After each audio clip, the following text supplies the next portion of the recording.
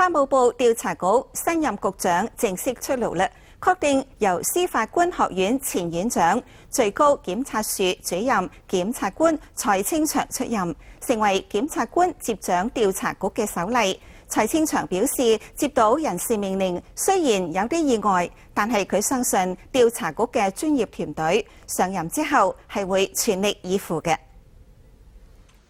調查局長確定要換人做啦，將係由司法官學院前院長，亦就係現任最高檢察署主任檢察官蔡清祥嚟接手，成為檢察官接掌調查局嘅首例。現任局長汪忠一則係借調外交部派駐擔當捷克代表。63歲嘅蔡清祥係司法官訓練所20期畢業，過去曾經擔任過士林、桃園同埋金門等地檢署嘅檢察長，亦都接任過法務部主秘、常務次長同司法官學院院長，實務歷練相當豐富，辦案態度亦都好嚴謹。不過，肩負經濟、肅貪、犯罪偵查以及國家情治工作嘅調查局，